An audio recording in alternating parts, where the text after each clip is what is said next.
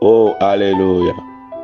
Nous bénissons le nom du Seigneur ce matin pour sa grâce, sa miséricorde, sa protection, son amour infini pour notre vie. Ce matin, nous célébrons son saint nom pour ce qu'il est pour nous. Alléluia. Si tu es là, dis merci au Seigneur pour sa grâce. Nous sommes dans un grand thème général qui dit « Seigneur, mon cas est urgent dans cette année 2026 ». Bien-aimés, cette année 2026 est une année stratégique. C'est une année stratégique. Si depuis le mois de janvier jusqu'à ce troisième mois, tu ne constates pas encore un shift, tu ne constates pas encore un mouvement spirituel, alors j'aimerais te rassurer qu'avant la fin de ce programme de 21 jours, tu verras la main du Seigneur se manifester puissamment dans ta vie. Pour tous ceux qui sont dans cette plateforme depuis 3 ans, depuis 2 ans, vous savez que nous évoluons spirituellement et vous savez que le Seigneur est en train de nous amener quelque part. Et cette année 2026, le Seigneur est au rendez-vous. Toi qui nous as suivis, toi qui es venu nous rejoindre, ce matin, j'aimerais te dire que tu es quelque part où le Seigneur est en train de nous conduire. Il nous conduit quelque part, il nous amène quelque part et l'objectif sera atteint dans cette année 2026. Sa main est en train de travailler puissamment. Et écoutez, des fois Dieu travaille dans le silence. Des fois quand Dieu travaille, il n'y a pas de bruit. Des fois quand Dieu est en train de se mouvoir, il n'y a pas de bruit. Mais lorsque le moment sera venu, sa gloire se manifestera puissamment. Et j'aimerais te rassurer, bien-aimé, que ces matinées que nous sommes en train de faire, ce n'est pas parce que nous sommes très contents de laisser nos nattes pour se lever très tôt le matin et crier à Dieu. Ce n'est pas parce que nous n'avons rien à faire que nous nous rassemblons chaque matin pour crier à notre Dieu. Mais c'est parce que nous savons que le Seigneur nous écoute. Et chaque matin, lorsque nous l'invoquons, il répond toujours. Et pendant ces 21 jours, bien-aimés dans le Seigneur, il y a une chose qui est certaine. Ta vie ne sera plus jamais la même. C'est le temps de ta délivrance, c'est le temps de ton témoignage. Je ne sais pas ce que tu traverses, mais il y a une chose que moi je sais, c'est ce que le Seigneur m'a dit. Il m'a dit, fils, lève-toi, prends 21 jours et parle à mon peuple parce que je suis sur le point de faire quelque chose de nouveau. Praise the Lord. Ce matin, que sa main te touche là où tu es. Que la puissance de la résurrection te touche là où tu es. The power of resurrection. Que la puissance de la résurrection te touche là où tu es. Dans le nom. Écoutez-moi très bien. Il y a des gens, vous êtes vivants. Vous marchez, vous allez, vous revenez. Mais en réalité, spirituellement, il n'y a plus de vie. Il y a des gens, vous êtes là. Quand les gens vous voient de loin, ils disent que cette femme, elle est heureuse. Cette femme, elle est en paix. Quand je vois cette femme avec son mari passé, pour eux, ils n'ont pas de problème. Tout va bien. Mais écoutez-moi très attentivement. Toi seul, tu sais ce qui se passe en toi, dans ta maison, dans ta chambre. Parmi les gens, tu es là, tu souris, tu ris. Tu ris comme tout le monde. Et les gens te voient comme une personne joyeuse. Mais c'est lorsque tu rentres dans ta chambre que tu commences à pleurer. Lorsque tu rentres dans ta maison, c'est là que tes problèmes reviennent devant toi et tu commences à te lamenter. Mais laisse-moi te dire, le Dieu qui voit une fourmi noire sur une pierre noire, dans une nuit noire, ce Dieu a vu ton cœur. Il a vu ta souffrance. Il a dit à Moïse, j'ai entendu les pleurs, les souffrances de mon peuple, les pleurs que le font pousser ses oppresseurs. Et moi, je suis descendu pour les secourir. Ce matin, le Seigneur m'envoie te secourir. Je ne sais pas ce que tu traverses. Je ne sais pas quel est le problème. Mais il y a une chose que moi je sais. C'est ce que le Seigneur m'a dit. Et ce matin, dans cette parole qu'il m'a dite, je déclare ta liberté totale dans le nom de Jésus-Christ. Oui, le temps est donc arrivé que tu sèches tes larmes. Le temps est donc arrivé que tu sèches tes larmes. Parce que maintenant, j'annonce une saison de choses nouvelles. La saison des rires. La saison de la paix. The joy of the Lord is our strength. La joie du Seigneur, la joie de l'Éternel est notre force. Ce matin, reçois la joie. Oui, recevez la paix du Seigneur. Recevez la joie du Seigneur. Toi qui es affligé, tu te lamentes tellement. Ce matin, le Seigneur m'envoie te dire que la puissance de la résurrection te touche là où tu es et que la joie déborde dans ton cœur dans le nom de Jésus. Mazobrando lebra. Écoutez-moi très bien. Notre joie ne dépend pas des situations que nous traversons. Notre paix ne dépend pas des choses qui se passent autour de nous. Non, notre paix vient du Seigneur. Notre joie vient du Seigneur. Reçois cette joie ce matin. Il y a une femme, tu es là, tu n'as plus de joie, tu n'as plus le goût de la vie. Mai calero soprando. Zondo robresta bendo likebrazaika. Oh Jesus. Tu n'as plus le goût de la vie. Tu n'as plus le goût de la vie à cause des choses qui se passent. Oh là là, ce matin, reçois une nouvelle vigueur. Reçois la joie du Seigneur. Reçois-le ce matin. Receive it, receive it, receive it now. In the name of Jesus. Kando robo boboka. Libro shando lebra sante. Kalakatando rikazunde. Kalirishindo kebruzibanda. My cabro. Le Seigneur me dit de te dire ce matin, il est là à côté de toi. Il dit dans sa parole, même si les montagnes chanceleraient, si les collines se déplaceraient, mon amour pour toi ne chancelera point. Il m'envoie te dire ce matin qu'il t'aime tel que tu es. Comment? Il dit, il t'aime tel que tu es. Il est avec toi. Il va te secourir et il va te glorifier. Ainsi parle l'Éternel. Je vais te secourir et je te glorifierai. Ma sobranda. Il a entendu tes pleurs. Les pleurs que tu pousses en cachette. Les cris de détresse. Les cris de lamentation que tu pousses en cachette. Le Seigneur m'envoie te dire ce matin qu'il a entendu ces cris.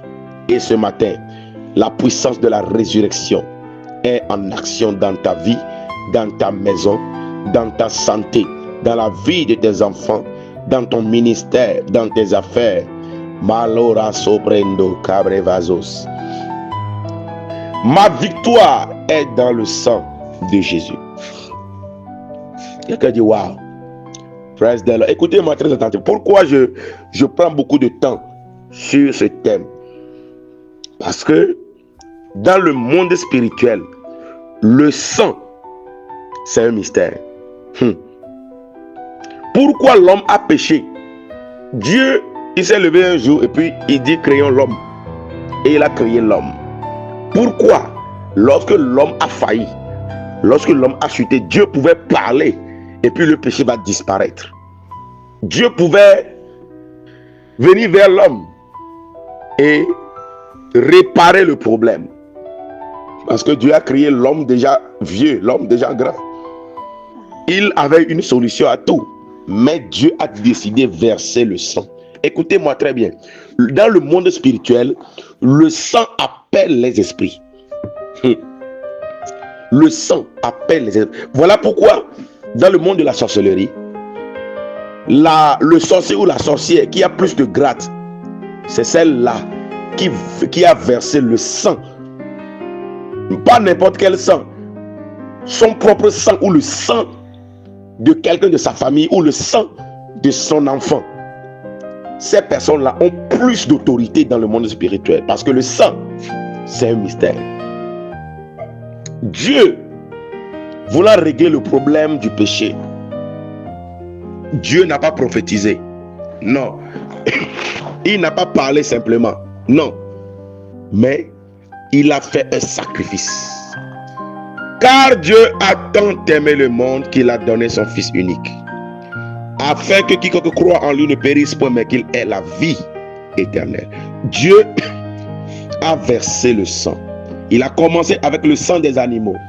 Mais dans le monde spirituel, le sang d'un animal n'a pas de poids plus que le sang d'un homme. Praise the living God. Praise the Lord. Le sang dans le monde spirituel, c'est un mystère. Il y a les sangs qui peuvent être versés pour vous bloquer pendant toute votre vie. Il y a des sangs qui peuvent être versés, qui seront dans votre vie comme un blocage éternel. Voilà pourquoi lorsque Caïn a commis l'irréparable, Dieu a appelé Caïn et lui a dit: Caïn, la voix du sang de ton frère a crié depuis la terre jusqu'à moi. Écoutez très bien, le sang, c'est une entité vivante. Quand tu prends le sang d'une personne et tu retraces les gènes dans le sang, tu peux retrouver la personne, sa famille, son origine, tout est dans le sang.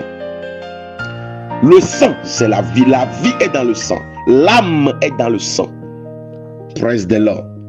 Alors, dans ce problème de sang là, il est très capital que le chrétien comprenne l'importance du sang dans le combat spirituel. Écoutez, tu fais des combats qui ne finissent pas. Tu fais des combats qui ne finissent pas. Tu as tout fait. Utilise le sang. Je commence à choquer quelqu'un maintenant. Quand tu fais un combat et le combat ne finit jamais, à la fin, c'est le sang qui est ton dernier recours. Oui. Écoutez, un jour, le peuple d'Israël est allé à la guerre. Avant d'aller à la guerre, le peuple de Dieu est allé voir le prophète de Dieu. Ils ont dit, nous allons à la guerre. Qu'est-ce que Dieu dit concernant cette guerre? Suivez-moi très bien. Le prophète leur a dit, allez, vous allez gagner la guerre. Parce que Dieu vous a livré votre ennemi. Parce que la guerre là, c'était contre un roi païen, un roi moabite qui s'appelle Mécha. Tout le peuple, ils sont partis à la guerre. Dans la guerre, ils ont commencé à gagner l'ennemi. Ils ont commencé à frapper fortement les Moabites. Ils ont commencé à les détruire un à un. Maintenant, suivez-moi ce qui s'est passé. Quand le roi Moabite Mécha a vu que ces hommes sont en train de mourir et lui-même il va mourir, alors il a pris des grands généraux. Il a essayé de trouver une issue d'échappatoire. Les généraux ont combattu pour que le roi s'enfuit, mais le roi n'a pas pu trouver de voie parce que tellement la guerre était difficile. Et aussi il y avait la prophétie de Dieu et ils étaient en train de gagner la guerre. Le roi et l'ennemi là est en train de perdre lamentablement. Maintenant, voyez ce qui va se passer. D'ailleurs, je vais lire le verset. Je vais prendre le verset. Masobrando lagazando. Masororobo sotandaya. 2 Rois chapitre 3 verset 26 et le verset 27. La version Louis II. Le roi de Moab, voyant que la bataille était trop forte pour lui, prit avec lui 700 hommes tirant l'épée pour se frayer un passage jusqu'au roi d'Édom. Mais ils ne purent. Suivez-moi bien. C'est-à-dire que le combat était tellement rude, difficile pour ce roi moabite que il a voulu, parce qu'il est relié à un autre roi, un roi d'Édom, pour combattre Israël. Donc ce n'était pas un seul ennemi, ils étaient nombreux contre Israël. Parce qu'Israël avait une prophétie. Et Israël était en train de gagner cette guerre. Le roi a pris 700 hommes. 700 grands tyrans d'épée. Il les a pris pour que on puisse lui frayer un chemin, une échappatoire, pour qu'il s'enfuit, pour aller vers le roi d'Édom. Mais il n'y a pas d'issue. Les 700 personnes sont décapitées tous. Il prend encore, on le tue. Maintenant, voyez ce qu'il va faire. Dans le verset 27. Alors il prit son fils premier-né, qui devait régner à sa place, et l'offrit en holocauste sur la muraille. Un roi païen, il n'est pas un roi divin. Non, il est un roi païen. La suite dit quoi? Et une grande indignation s'empara d'Israël, qui s'éloigna de lui et retourna dans son pays. Quelqu'un dit c'est terrible. C'est terrible vraiment. Bien aimé dans le Seigneur, dans le monde spirituel, dans le combat spirituel, le sang, c'est un mystère. Le sang, c'est une arme très puissante. Voilà pourquoi le sang de Jésus-Christ est notre rempart. Tu n'as pas dit amen là où tu es. Praise the Lord. Ce roi-là, le peuple de Dieu est venu à la guerre avec une prophétie. Et la prophétie était en train de s'accomplir. Mais un roi qui comprend les mystères du sang, un roi qui comprend le mystère du sacrifice sanglant, a renversé la tendance à travers une pratique spirituelle. Qu'est-ce qui va se passer quand le roi a vu qu'il n'y a plus d'échappatoire, il n'y a plus un endroit où il peut passer pour s'échapper? Alors il dit, je connais quelque chose. Dans le combat, le sang est une arme. Qu'est-ce que ce roi va faire? Le roi attrape son fils premier-né, celui qui devait régner à sa place. Il le prend, il va sur la muraille devant Israël. Il dit, Israël, regardez. Il prend son premier fils là, il l'égorge sur la muraille. Il répand le sang sur la muraille. En même temps, la Bible dit, une grande indignation s'empara d'Israël. Au lieu de continuer le combat pour accomplir la prophétie, Israël a eu peur et Israël s'est enfui devant Moab. Israël est retourné dans son pays. Israël a été vaincu. Israël a été vaincu. Non pas par l'épée, non pas par des lances, non pas par un grand combat, non, mais par un mystère qui est le sang. Écoutez-moi très bien, dans le combat spirituel, le sang est une arme très puissante. Tel que je l'ai dit hier, il y a des sangs, lorsqu'ils sont versés, ils ferment la porte, ils ferment la vie, les destinées. Mais il y a un autre sang. Lorsque le sang là est versé, les portes sont ouvertes, les destinées sont restaurées, les vies sont transformées. Je prie pour quelqu'un ce matin. Tout sang innocent qu'un parent a versé dans la famille, le sang des animaux qui a été versé dans la famille, le sang des boucs, le sang des taureaux, le sang des coqs, le sang qui a été versé, le sang des hommes innocents qui ont été versés par le meurtre, par des sacrifices humains, et que votre vie aujourd'hui est sous le joug des réclamations. Votre vie aujourd'hui est sous le joug des malédictions, des voix de ces sangs innocents qui parlent contre vous. Ce matin, je déclare que la voix de ces sangs soit étouffée.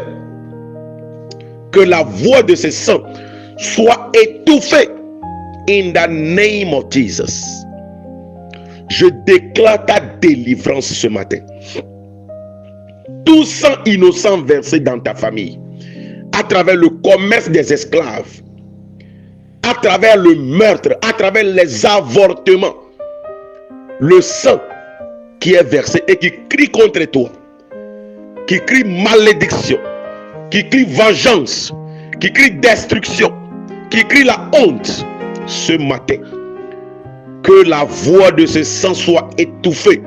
La Bible dit, la voix du sang de Jésus-Christ crie plus fort que la voix du sang d'Abel le juste. Que la voix du sang de Jésus-Christ étouffe la voix de ces sangs versés. Les sangs qui ont été versés par des sacrifices aux idoles, sacrifices aux ancêtres. Ce matin, que ces voix soit étouffé dans le nom de Jésus. Zoko brondo rosai cabres. Est-ce que quelqu'un est en train de me comprendre? Alors, quand nous observons très bien le verset 53 de Matthieu 27 que nous avions lu hier, on dit que les morts étaient ressuscités lorsque Jésus-Christ, son sang a touché le sol. Lorsque Christ mourut, on dit que les sépulcres étaient ouverts et les morts s'étaient ressuscités. Mais ils sont rentrés dans la ville sainte et ont apparu à de nombreuses personnes lorsque Jésus fut ressuscité le 3e jour. C'est-à-dire que quand Jésus est mort, cette mort a donné la vie. Quand Christ a versé son sang, le sang de Christ a donné la vie. Le sang des innocents versés dans la famille ont donné la mort. Le sang des animaux de sacrifices qui ont été faits dans des familles ont donné la mort. Le sang des boucs, le sang des animaux ont donné la mort, mais le sang de Christ a donné la vie. Ce matin, je déclare dans ta vie que là où tu as été enterré, là où ton mariage a été enterré, là où ton voyage a été enterré, là où la vie de tes enfants ont été enterrés, là où ta destinée a été enterrée. Pendant que je parle, je vois un cercueil et je vois une image dessus. Je vois l'image d'un enfant, un enfant qui ne fait même pas 25 ans.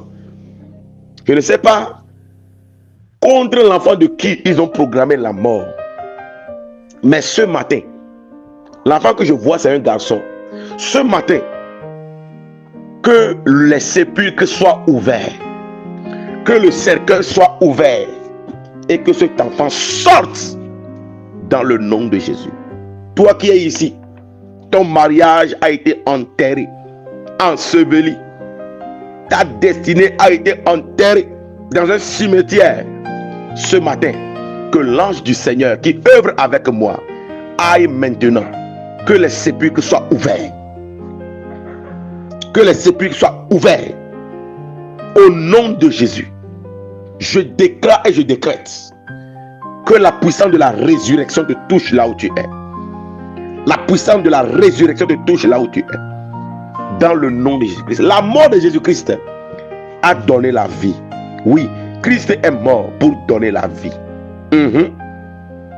Mais sa résurrection, c'est elle qui t'amène dans ta destinée. La résurrection de Christ, c'est notre délivrance. On dit les morts sont ressuscités. Ils ont attendu jusqu'à ce que Christ soit ressuscité. Et sa résurrection a libéré ces morts qui sont ressuscités, qui sont revenus à la vie et sont entrés dans la ville sainte et apparurent à de nombreuses personnes. Ce matin, je ne sais pas là où ton commerce a été retenu captif. Je ne sais pas là où ton foyer a été arrêté et n'avance plus. Ta destinée est incertaine maintenant. Pendant que moi je prie, que la puissance de la résurrection te touche là où tu es. Qu'il y ait un mouvement rapide. Qu'il y ait un shift maintenant. Que ta résurrection soit déclenchée. Ton avancement soit déclenché. Commence à avancer. Commence à progresser. Toi dont les matrices sont fermées par un esprit de mort. Ce matin, pendant que je prie pour toi, je déclare que ta matrice soit ouverte maintenant. Ta matrice soit ouverte maintenant. Il est temps que tu conçoives. Oui, il est temps que tu enfantes. Tu enfantes ton Joseph. Tu enfantes ton Joseph. Il est temps que tu enfantes. Au nom de Jésus. Lebro sopalianda. Toi, matrice mort, écoute ma voix. Que la vie entre maintenant. Oui, que la vie entre maintenant. Qu'il y ait une conception miraculeuse. Il est temps d'accoucher ton Isaac. Il est temps d'accoucher ton Samuel. Maso cabrandoya. Zekemboliando rebrazunda. Machalavrazanama. La résurrection de Jésus-Christ, c'est notre délivrance totale.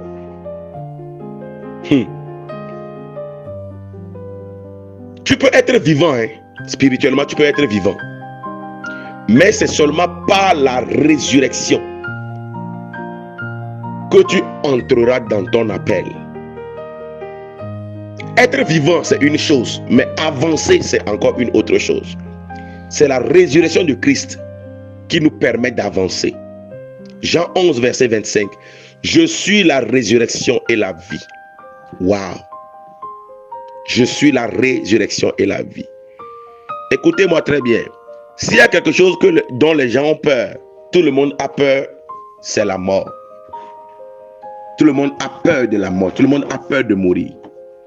Mais écoutez, nous chrétiens, la mort n'est pas un problème pour nous parce que nous avons un remède contre la mort. Oui, il y a un antidote contre la mort. Il s'appelle Jésus-Christ. Christ est l'antidote contre la mort. Oh, alléluia. Jésus-Christ, l'agneau de Dieu immolé. Un agneau de Dieu qui incarne l'autorité de Christ. L'autorité de Dieu. L'agneau là nous a donné la victoire en versant son sang une fois pour toutes. Oui, il est allé au lieu très saint une fois pour toutes. Et il nous a secourus par son sang. Il a donné son sang. Et son sang nous a rachetés. Praise the Lord. Voilà pourquoi je te regarde dans les yeux et je te dis, il n'y a aucune raison que tu continues par souffrir. Il n'y a aucune raison que cette maladie persiste encore. Et c'est illégal que cette maladie continue de te déranger. Il est illégal que tu continues par souffrir.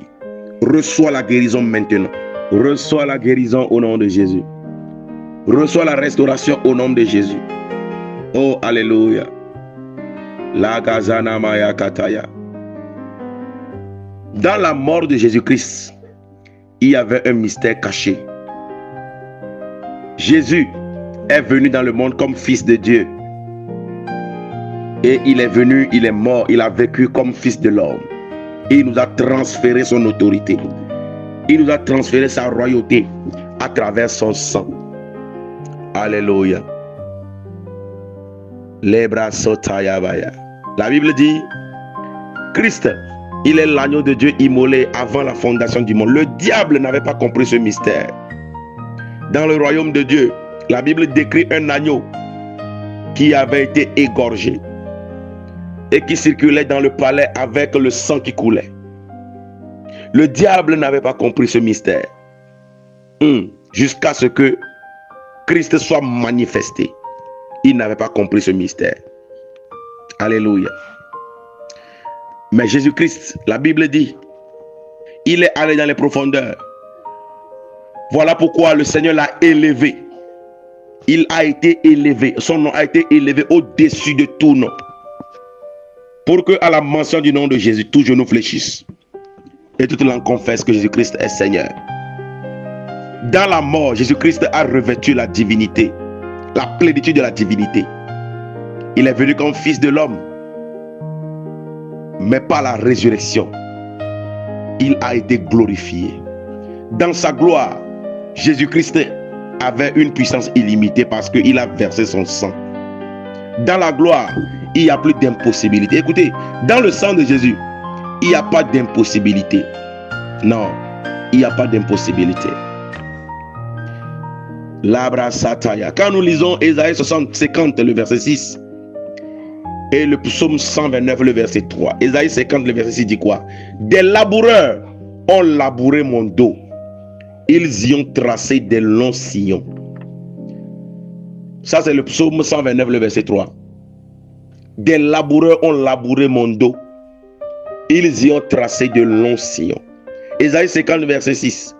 J'ai livré mon dos à ceux qui me frappaient et mes joues à ceux qui m'arrachaient la barbe. Je n'ai pas dérobé mon visage aux ignominies et aux crachats. Écoutez-moi très bien. Christ a versé son sang. Son corps a été flagellé. Il a été tabassé avec des fouets. Des fouets qu'on a mis des clous dessus. On l'a frappé, on l'a flagellé, on l'a déchiqueté et le sang a jailli. Mais il dit, les laboureurs ont labouré son dos. Ils ont fait de longs sillons. Ces jours ont été devant des ignominies et des crachats. On a enlevé, on a arraché sa barbe et le sang a coulé. Mais suivez-moi très bien. Il a dit, venez à moi, vous tous qui êtes chargés et fatigués. Moi, je vous donnerai du repos. Quand on dit on est chargé, chez nous ici, quand il y a un fardeau très lourd, on le porte au dos. Je voudrais dire à quelqu'un, Christ a coulé son sang pour que les fardeaux qui pèsent sur toi soient ôtés. Dans le sang de Jésus, nos fardeaux sont ôtés. Matthieu 11, 28. Venez à moi, vous tous qui êtes chargés et fatigués. Moi, je vous donnerai du repos. Déclare après moi ce matin, tout fardeau sur ma vie est déchargé par le sang de Jésus. Oui, tout fardeau sur ma vie est déchargé par le sang de Jésus. La Bible dit, sa barbe a été arrachée. On a craché sur lui. On l'a honni. Écoutez-moi très bien. Le visage symbolise la dignité, l'identité. Jésus a pris la honte. Jésus a pris ta honte. Écoutez-moi. Christ, dans son sang, il a pris ta honte et il t'a donné une identité. Il t'a donné l'honneur. Il t'a transféré son identité. Son identité de fils de Dieu, il te l'a transféré. Aujourd'hui, tu es fils de Dieu. Déclare après moi. Cette année 2026, je n'aurai pas honte. Cette année 2026, je n'aurai pas honte. Cette année 2026, une troisième fois, je n'aurai pas honte. Maso kabrandaya. Lebro shinda labra sokombolide sai cabreza. Oh, alléluia. Dans Marc 15, le verset 17. Marc, l'évangile de Marc, chapitre 15, le verset 17 dit quoi? Ils le revêtirent de pourpre et posèrent sur sa tête une couronne d'épines qu'ils avaient tressée. Écoutez, on posa sur la tête de Jésus-Christ, lorsqu'on le crucifiait, une couronne d'épines. Quand on parle de couronne d'épines, c'est des épines longues qu'on a pris, on a enfoncé sur sa tête et le sang a commencé à gicler. Le sang sautait partout. Mais la couronne d'épines, ça signifie quoi? Écoutez, la bénédiction ou la malédiction se dépose sur la tête. En versant le sang par la tête, Jésus-Christ était en train de laver ta tête de toute malédiction. Il lavait ta tête avec la bénédiction. Son sang qui a coulé de la tête a enlevé la malédiction sur ta vie et a déposé sur toi la bénédiction. Jésus a porté la malédiction. Jésus a porté la malédiction pour que toi, tu reçoives une couronne de gloire. Écoutez, Jésus-Christ est un roi. Come on. Un roi a toujours une couronne. Il n'y a pas de roi sans couronne. Il n'y a pas de roi sans royaume. Il n'y a pas de roi sans trône. Christ avait une couronne. En acceptant que sa tête soit blessée par une couronne d'épines, une couronne de honte, il était en train de transférer dans ta vie une couronne de gloire. Voilà pourquoi je déclare dans ta vie toute malédiction générationnelle sur ta tête est ôtée au nom de Jésus. Écoutez, vous allez entendre les gens dire que lui là, sa tête ne me plaît pas. Lui là, il est chez nous ici on dit étavointo. Quand on dit étavointo, c'est une personne qui porte le malheur.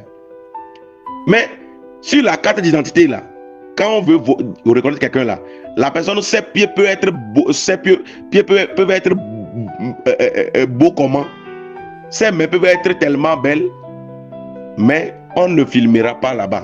C'est la tête qu'on va filmer. La tête, c'est l'identité.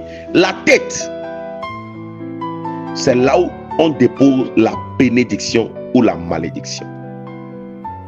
en acceptant que sa tête soit percée par des couronnes d'épines, Christ était en train de faire passer un message. Il était en train de nous transférer sa royauté. Parce que la couronne, on la porte sur la tête. Et Christ était en train de nous transférer sa couronne. Lui, il prenait une couronne de malédiction et il nous transférait sa couronne de gloire. Déclare après moi: toute malédiction générationnelle sur ma tête est ôtée au nom de Jésus. Aujourd'hui, je reçois une couronne de gloire. Oui, aujourd'hui, je reçois une couronne de gloire dans le nom de Jésus-Christ. Alléluia.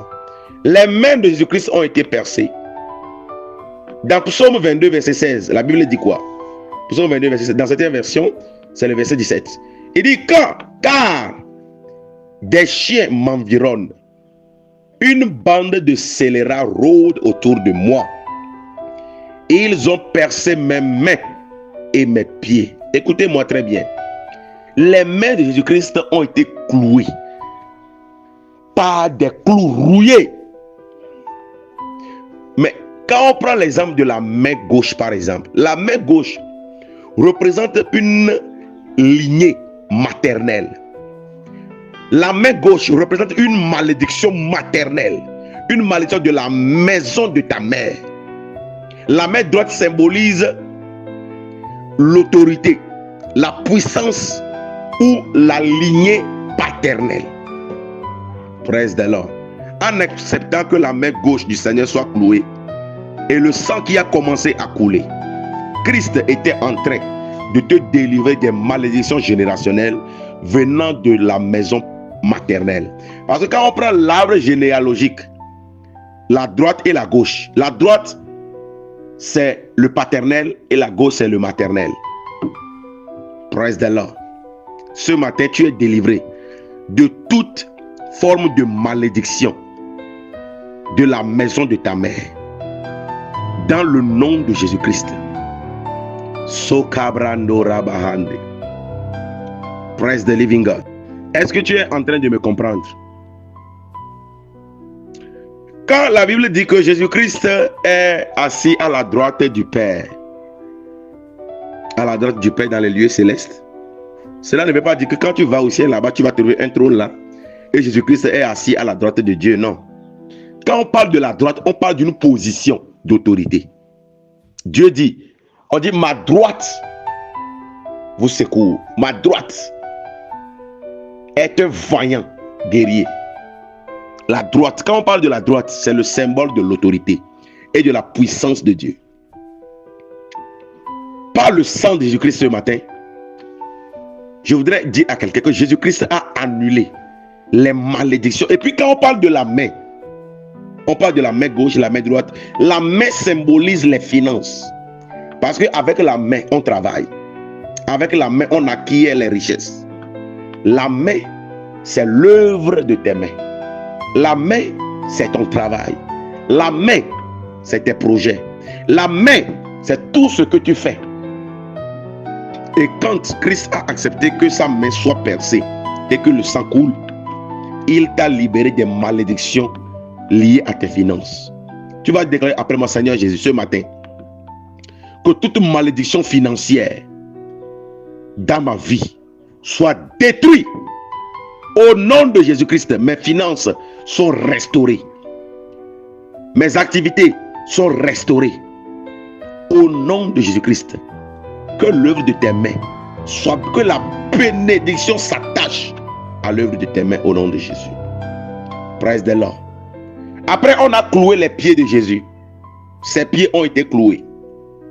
Quand nous lisons Ésaïe 52, verset 7, on dit qu'ils sont beaux sur les montagnes, les pieds de celui qui apporte la bonne nouvelle, qui publie la paix, de celui qui apporte de bonnes nouvelles, qui publie le salut, de celui qui dit à Sion, ton Dieu règne. Josué 1, verset 3, tout lieu que foulera la plante de tes pieds, je vous le donne comme je l'ai dit à Moïse. Praise the Lord. Les pieds, quand on parle du pied, on parle de la destinée. On parle de la conquête. Quand on parle du pied, on parle de l'avancement. Quand on parle du pied, on parle de la réussite. On parle de l'avancement, on parle de la conquête, on parle de possession. Jésus-Christ, ses pieds ont été percés. Ses pieds ont été troués. Le sang a coulé de ses pieds pour que toi tu possèdes. Toi qui es ici, tu travailles pendant des années, même dans ton pays, tu n'as même pas une portion de terre. Tu n'as jamais payé de terrain. Ce matin, que cette malédiction soit brisée. Écoutez, tu ne peux pas prétendre posséder quelque chose dans ton pays si tu n'as pas de terre. La terre, c'est une entité que tous doivent posséder. C'est un mystère spirituel. Il y a le sang des malédictions qui empêchent les gens de payer des terrains. Mais toi, pendant que je prie pour toi ce matin, je déclare que tu possèdes des propriétés. Que la malédiction qui t'empêche de posséder la terre, cette malédiction est brisée au nom de Jésus. Que ta destinée soit garnie par la présence parfaite de Dieu. Et que tu commences à conquérir de nouveaux territoires. Jésus a accepté que les clous, les pieds, pour que tu possèdes le pays, la terre, que tu possèdes ta destinée. Sur Golgotha, il a écrasé la tête du serpent. Il a écrasé avec ses pieds, il a écrasé l'ennemi. Il a dépouillé complètement, il a livré publiquement en spectacle. L'ennemi a été terrassé sur la croix à Golgotha. Lorsque le sang a coulé du pied de Jésus-Christ, il t'avait donné la victoire sur l'ennemi, sur le serpent ancien, sur le léviathan. Et sa parole dit, tout lieu où foulera la plante de tes pieds, je vous le donne en possession. Déclare après moi, Seigneur, ce matin, par ton sang qui a coulé, je possède mon héritage, je possède mon pays, je possède ma terre, je possède ma grâce, je conquis tout ce qui est à moi. Au nom de Jésus-Christ. Écoutez, le sang a coulé du côté de Jésus. La Bible dit on a percé son côté. Jean 19, verset 34. Jean 19, verset 34. Mais un des soldats lui perça le côté. Wow. Avec une lance, et aussitôt il sortit du sang et de l'eau. Le soldat perça son côté. Il sortit du sang et de l'eau. Le côté de Christ a été déchiré. Il a été percé. Et le sang est sorti pour la rédemption. Et l'eau est sortie pour être la parole. Ce matin, je prie pour toi. Que tout problème dans ta vie, la Bible dit par ces meurtrissures, nous sommes guéris. Ces meurtrissures-là te guérissent là où tu es.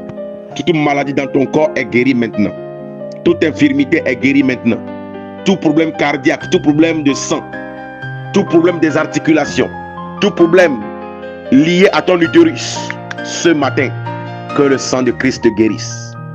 Je te déclare guéri maintenant. Je te déclare guéri. Je te déclare guéri. Je te déclare guéri. Je te déclare guéri au nom de Jésus-Christ. Le sang, c'est la purification, c'est la victoire. L'eau qui est sortie, c'est la parole qui lave et la parole qui guérit ton cœur.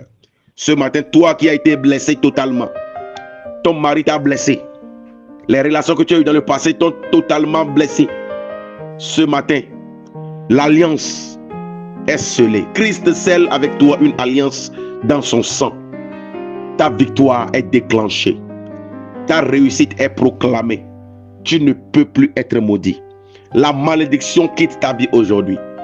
La victoire est dans le sang. Quand son côté a été percé, la Bible dit le sang est sorti et l'eau est sortie. Voilà pourquoi Apocalypse 12, 11 dit nous avons vaincu à cause du sang et à cause de la parole. À cause du sang et à cause de l'eau.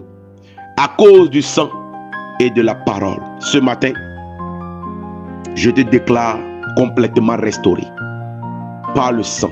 Déclare après moi, mon cœur est guéri par le sang et la parole de Christ. Je remporte toutes mes batailles. Les meurtrissures de Christ me guérissent. Ésaïe 53, verset 4 à 5. Mandoroboya. Ésaïe 53, verset 4 à 5. Cependant, ce sont nos souffrances qu'il a portées.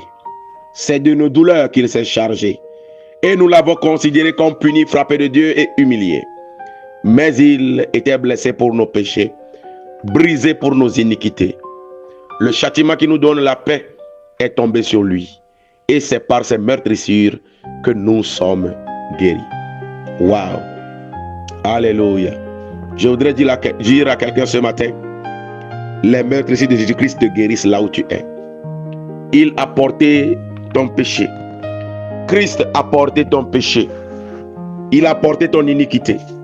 Depuis le jour où son sang a coulé, le péché n'a plus le pouvoir sur toi. Oui, tu as vaincu le péché. Tu as vaincu le péché. Le châtiment qui devait tomber sur toi, tomber sur moi, ce châtiment a été pris par Jésus-Christ. Et nous avons reçu la paix. Il nous a donné la paix. Il nous a donné la joie. Pendant que je prie pour toi ce matin, que le sang de Christ te guérisse. Que le sang de Christ te restaure. Oh, ma sobrando rabaya.